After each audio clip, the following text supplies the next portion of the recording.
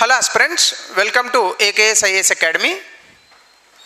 So నిన్న ఇచ్చినటువంటి question ఇది నార్మల్ క్వశ్చన్ ఇచ్చాను, పెద్ద డిఫికల్ట్ క్వశ్చన్ ఏం కాదు. సో మీరు థర్డ్ చూస్తే south Korea is looking to expand it's southern policy. ఇది నాదరన్ పాలసీ కాదు.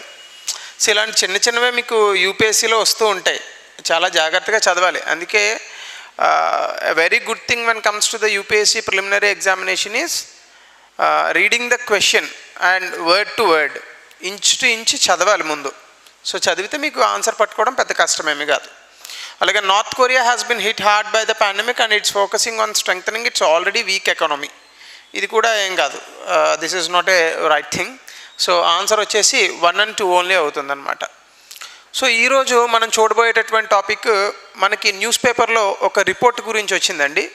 అది ఇండియా జస్టిస్ రిపోర్ట్ 2022 పేరిట ఈ రిపోర్ట్ని విడుదల చేశారు.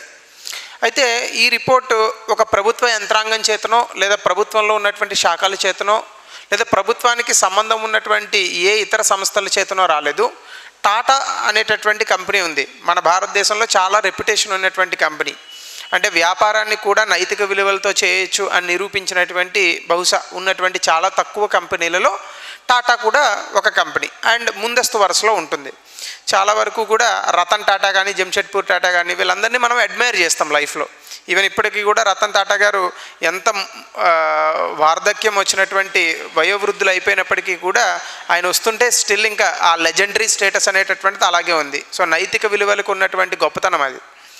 అయితే ఈ టాటా సంస్థ భారతదేశంలో ఏ రాష్ట్రాలలో న్యాయం అనేటటువంటిది ప్రజలకి సక్రమంగా ఇవ్వబడుతోంది, దీనికి కావాల్సినటువంటి వాతావరణం కానీ దీనికి కావాల్సినటువంటి రీసోర్సెస్ కానీ ఏ రాష్ట్రాలలో ఉన్నాయి అనేటటువంటి అంశం పైన ఒక రిపోర్ట్ని విడుదల చేశారు. ఈ రిపోర్ట్కి పేరు ఇండియన్ జస్టిస్ రిపోర్ట్ 2022 అని పెట్టారు. ఇందులో భాగంగా 4 అంశాలను తీసుకుని దేశంలో ఉన్నటువంటి పెద్ద రాష్ట్రాలకి అలాగే చిన్న రాష్ట్రాలకి, అంటే దేశంలో ఉన్నటువంటి పెద్ద రాష్ట్రాలకి చిన్న రాష్ట్రాలకి ర్యాంకింగ్లు ఇచ్చారు. సో దీనివల్ల ఏంటంటే ఏ రాష్ట్రాలు అయితే ర్యాంకుల్లో ముందున్నాయో ఆ రాష్ట్రాలలో ఈ న్యాయం అనేటటువంటిది కాస్త బాగా అందుతుందన్నమాట ప్రజలకి. ఏ రాష్ట్రాల్లో అయితే ర్యాంకింగ్లు తక్కువ ఉన్నాయో ఆయా రాష్ట్రాల్లో న్యాయం అనేటటువంటిది తక్కువగా అందుతుంది. మనకి directive principles of state policy ఆదేశిక సూత్రాలలో ప్రజలందరికీ కూడా ఫ్రీ లీగల్ ఎయిడ్ ఇవ్వాలనేటటువంటి ఒక ప్రొవిజన్ ఉంది. ఈరోజు క్వశ్చన్ అదే ఇవ్వబోతున్నాను, అందుకే నేను ప్రొవిజన్స్ చెప్పలేదు. So you can find it out in your answers. So మన ఆదేశిక సూత్రాల్లో ఇవ్వబడినటువంటి ఈ ఉచిత న్యాయ సహాయం అనేటటువంటి అంశాన్ని బహుశా ఇప్పటి వరకు రాజ్యాంగంలో చాలా అంశాలను మనం ఇగ్నోర్ చేసాం. అందులో ఒక అంశం కూడా ఈ ఫ్రీ లీగల్ ఎయిడ్. ఎందుకంటే మన దేశంలో 2 విషయాలు చాలా కాస్ట్లీ. ఒకటి డాక్టర్లు, 2 లాయర్లు. అంటే న్యాయం, జస్టిస్ అనేది it's a very costly affair. అలాగే ఆరోగ్యం కూడా, హెల్త్ అనేటటువంటిది కూడా చాలా కాస్ట్లీ అఫైర్ ఈ దేశంలో. ముఖ్యంగా వెనుకబడినటువంటి వర్గాలు కానీ లేదా పేదవాళ్ళు కానీ లేదా ఏమాత్రము చదువు అవగాహన లేనటువంటి వ్యక్తులకు కానీ కోర్టులో న్యాయం పొందడం అనేటటువంటిది ఒక పెద్ద మిరాకిల్ అది. సో ఇటువంటి విషయాలలో ప్రభుత్వం తీసుకున్నటువంటి చొరవలు ఎంతవరకు ప్రజలకి సహాయం చేస్తున్నాయి? న్యాయం కోసం ఇంకా అరువులు చాచేటటువంటి వ్యక్తులు చాలామంది ఉన్నారు దేశంలో. కానీ వీళ్ళందరికీ నిజంగా న్యాయం కోర్టు మెట్ల దగ్గరే జరుగుతోందా, కోర్టు హాల్లోనే జరుగుతోందా, లేదా ఇప్పటికీ రౌడీల దగ్గర లేదంటే వేరే రాజకీయ నాయకుల దగ్గర లేదా పరపతి ఉన్నటువంటి వ్యక్తుల దగ్గర పంచాయతీల ద్వారా న్యాయాన్ని పొందుతున్నారా అనేటటువంటి అంశాన్ని ఎప్పటికప్పుడు మనం బేరీజు వేసుకుంటూ ఉండాలి. ఎందుకు అంటే దేశంలో ఏ వ్యవస్థలో అయితే ఒక వ్యక్తికి అన్యాయం జరిగినప్పుడు దానికి మళ్ళా న్యాయం చేకూర్చేటటువంటి వ్యవస్థల యొక్క రూపకల్పన జరుగుతుందో, ఈ వ్యవస్థల యొక్క రూపకల్పన అనేటటువంటిది చాలా ముఖ్యం. ఎందుకంటే ఆ వ్యవస్థలో న్యాయం జరిగినప్పుడే, అన్యాయం జరిగినటువంటి వ్యక్తికి న్యాయం జరిగినప్పుడే ఆ వ్యవస్థ లేదా ఆ సమాజం అభివృద్ధి పదంలో నడుస్తుంది. నైతిక విలువలు కానీ మనకున్నటువంటి జాలి, కరుణ ఇవన్నీ కూడా అటువంటి వ్యవస్థల్లోనే పెరుగుతాయి. అట్లా కాకుండా చంద్రవందరగా విచ్చలవిడిగా ఉన్నటువంటి వ్యవస్థల్లో ఇది అసాధ్యం. సో దీనికి సంబంధించి ఇండియన్ జస్టిస్ రిపోర్ట్ అని ఒకటి ఇచ్చారు. సో మనం ప్రతిదీ కూడా ఎగ్జామినేషన్ పాయింట్ ఆఫ్ వ్యూలో అర్థం చేసుకోవాలి కాబట్టి సో డెఫినెట్గా దీన్ని మనం అదే కోణంలో చూద్దాం. ఓకే. సో కాబట్టి దీని బ్యాక్గ్రౌండ్ ఏంటి, ఈ రిపోర్ట్ 2022లో ఏమి ఇచ్చారు, భారతదేశంలో ఉన్నటువంటి ఈ న్యాయం అనేటటువంటి అంశానికి సంబంధించి మనకున్నటువంటి లోటుపాట్లు ఏంటి, ముఖ్యంగా పోలీస్ వ్యవస్థలో కానీ, న్యాయ వ్యవస్థలో కానీ, లేదా చట్టబద్ధమైనటువంటి విషయాలలో కానీ, లేదా జైళ్ళల్లో కానీ ఏ ఇబ్బందులు ఉన్నాయి, దీనికి సంబంధించి వాళ్ళు ఇచ్చినటువంటి సిఫార్సులు ఏంటి, క్వశ్చన్ ఆఫ్ ద డే. ఇది మనం చూడబోయేటటువంటి అంశం. సో ముఖ్యంగా ఇందులో కనుక మనం చూస్తే ఈ Indian justice report 3rd edition, ఇది 3వ ఇచ్చింది. వీళ్ళు ఏం చెప్తున్నారంటే 18 అతిపెద్ద రాష్ట్రాలలో న్యాయం అనేది కాస్త బాగున్నటువంటి రాష్ట్రం కర్ణాటక. మిగతా రాష్ట్రాలన్నీ కూడా అంత అద్భుతంగా లేవు. ముఖ్యంగా ఇవి 1 కోటికి పైగా జనాభా ఉన్నటువంటి రాష్ట్రాలు, అలాగే అతిపెద్ద రాష్ట్రాలు. ఈ రెండింటిలో కూడా మొత్తంగా 18 రాష్ట్రాలు తీసుకుంటే, ఎందుకంటే మనకు ఉన్నవి మొత్తం 28 రాష్ట్రాలు, 8 కేంద్రపాలిత ప్రాంతాలు. సో ఇందులో భాగంగా కనుక మనం చూస్తే దాదాపుగా ఈ 28 రాష్ట్రాల్లో 18 పెద్ద రాష్ట్రాలు, బుజ్జిబుజ్జి రాష్ట్రాలు కాకుండా కొంచెం మిడ్ సైజ్డ్ రాష్ట్రాలు తీసుకుంటే అందులో కర్ణాటక ముందు వరుసలో ఉంది. సో దీని యొక్క బ్యాక్గ్రౌండ్ కనుక మనం చూస్తే ఈ రిపోర్ట్ని విడుదల చేసినటువంటి వాళ్ళు టాటా ట్రస్ట్ వాళ్ళు చేశారు. 2019 నుంచి చేస్తున్నారు. సో 19, 20, 21, 22 3 సంవత్సరాలుగా ఈ రిపోర్ట్ అనేటటువంటిది వస్తుంది. ఇదేంటంటే ఒక రాష్ట్రం యొక్క, మన దేశంలో ఉన్నటువంటి రాష్ట్రం యొక్క సామర్థ్యం ఎంత ఉంది, న్యాయం అనేటటువంటి దాన్ని ప్రజలకు ఇవ్వడానికి ఆ రాష్ట్రంలో సామర్థ్యం ఎంత ఉంది అనేటటువంటి అంశాన్ని వీళ్ళు లెక్కగడతారు. దీనికి వాళ్ళు 4 పారామీటర్స్ని తీసుకున్నారు. ఒకటి, ఆ రాష్ట్రంలో పోలీస్ వ్యవస్థ ఎలా ఉంది, జైళ్ళ యొక్క పరిస్థితి ఏంటి, న్యాయ వ్యవస్థ ఎంతవరకు న్యాయాన్ని ఇవ్వగలుగుతుంది, అలాగే చట్టానికి సంబంధించి లీగల్ ఎయిడ్ అంటే చట్టానికి సంబంధించి సహకారాలు. అంటే ఫర్ ఎగ్జాంపుల్ ఎవరో పూర్ పర్సన్ ఉన్నాడు, ఇతను కోర్టుకు వెళ్ళాడు, ఇతను లాయర్ ఫీజులు అది కట్టుకోలేడు. సో ఇతనికి లీగల్ ఎయిడ్ ఎలా అందుతుంది, ఇది మొత్తంగా మనకు ఉన్నటువంటి 28 + 8 36 అంటే రాష్ట్రాలు, కేంద్రపాలిత ప్రాంతాలతో కలిపి ఈ 4 విషయాలను ఆధారంగా చేసుకొని వీళ్ళు ర్యాంకింగ్లు అనేటటువంటిది ఇవ్వడం జరిగింది.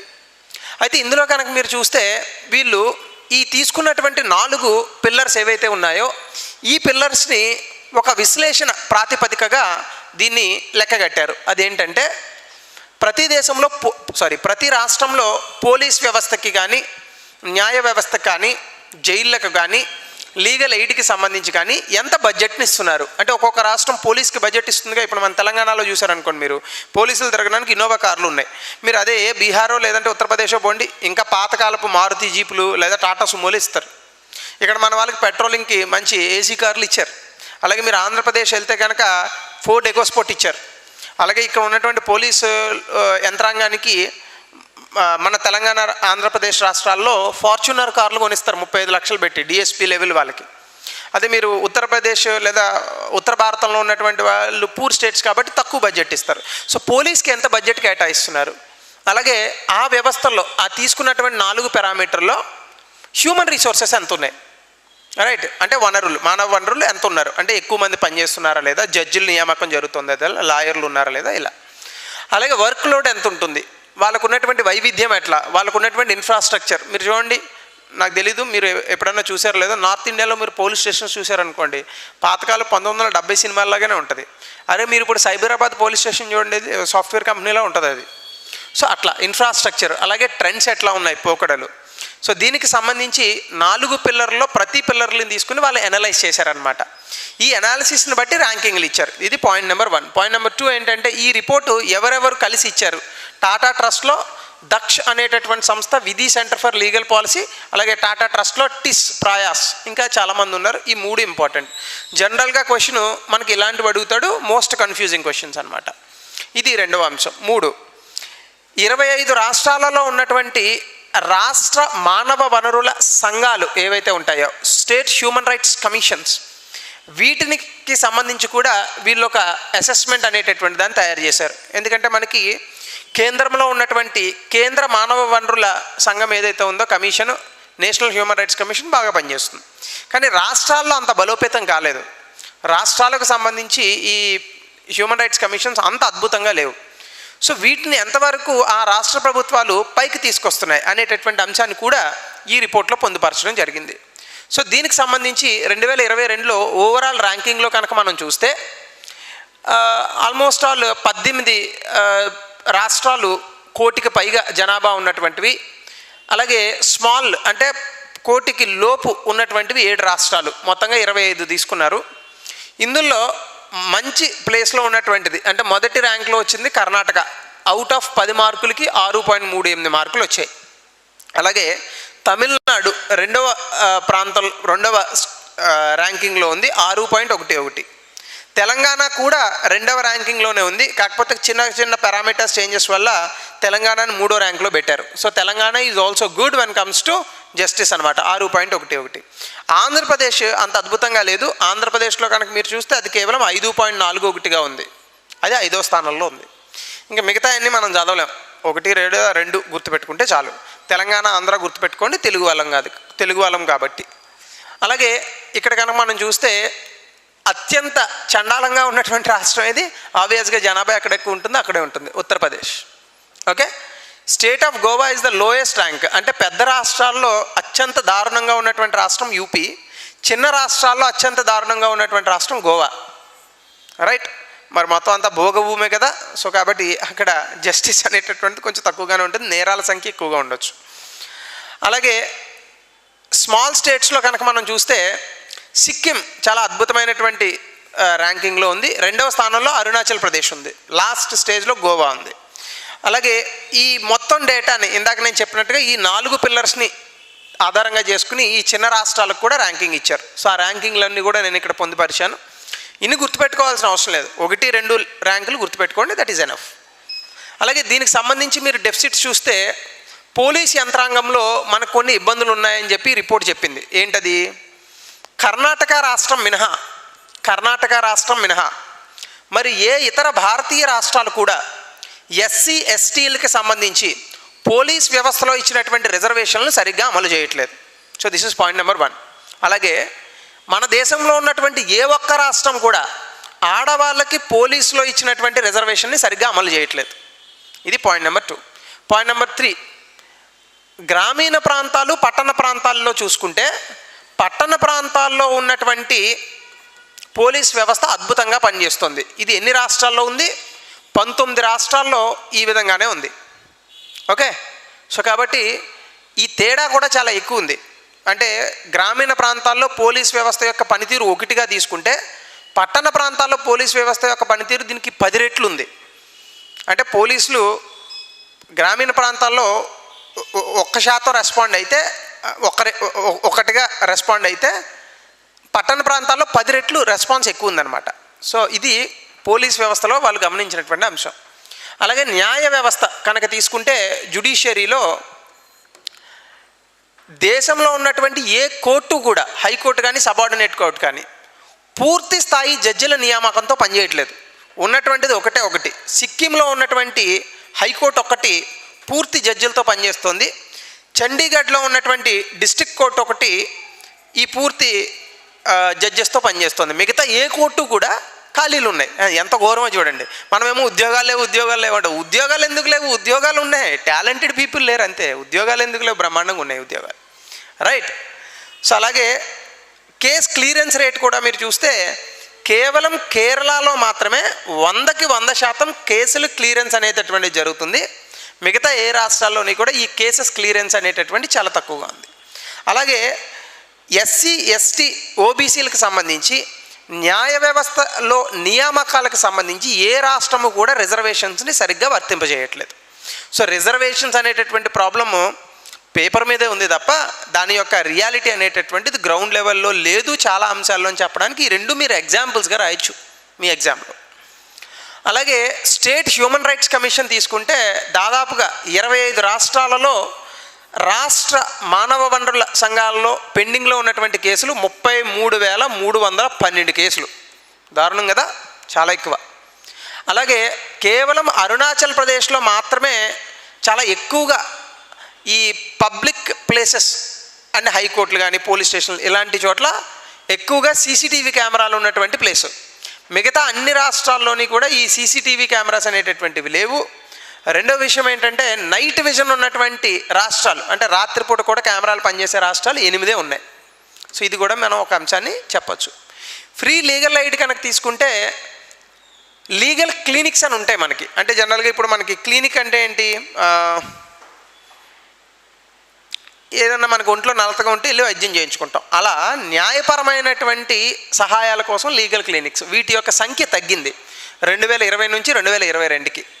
అలాగే total settlements by national Lok Adalat 7,322 కోట్లు చేసింది. దాంతోపాటు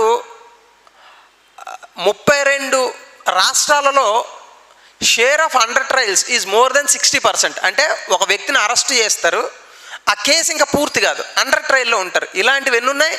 32 రాష్ట్రాల్లో 60% కేసులు ఇలాగే ఉన్నాయి. ఓకే, సో ఇంకా ఏవో ఇచ్చాడు 5 రాష్ట్రాల్లో ఏ విధమైన వొకేషనల్ ట్రైనింగ్స్ అవన్నీ మనకి అవసరం లేదు, అన్ని గుర్తుపెట్టుకోలేము. సో ఇవి చాలు. అలాగే దీనికి సంబంధించి రికమెండేషన్స్ కూడా 5 రికమెండేషన్స్ ఇచ్చారండి. మొదటిది ఏంటంటే 24/7 లీగల్ గైడెన్స్ అనేటటువంటిది ఉండాలి. అంటే మీరు ఒక పోలీస్ స్టేషన్కి వెళ్తే అక్కడ మీకు న్యాయపరమైనటువంటి న్యాయ సహకారం అనేటటువంటిది 24/7 అన్ని చోట్ల కూడా ఇవ్వాలి. దీనికి సంబంధించినటువంటి ట్రైనింగ్స్ ఇవన్నీ కూడా ఇవ్వాలి. అలాగే రెండోది, మనకు ఒక కేసు ఉందండి, పరమ్వీర్ సింగ్ సైని అని. పరమ్వీర్ సింగ్ సైని ఈ కేసులో హైకోర్టు ఏం చెప్పిందంటే, సుప్రీంకోర్టు ఏం చెప్పిందంటే అన్ని పోలీస్ స్టేషన్లోని కూడా సీసీటీవీ కెమెరాలు పెట్టమన్నారు. కొన్ని పోలీస్ స్టేషన్లో పెట్టారు సీసీటీవీ కెమెరాలు, పైకి ఉంటాయి కెమెరాలు, కింద ఉంటే ఏం జరుగుతుందో తెలుస్తుందిగా. కొన్ని స్టేషన్లో పైకి తిప్పి పెడతారు. సో ఇలా కాకుండా దేశంలో ఉన్నటువంటి అన్ని పోలీస్ స్టేషన్లో ఈ సీసీటీవీ కెమెరాలు పెట్టాలనేటటువంటి ఈ జడ్జిమెంట్ని పాటించాలి.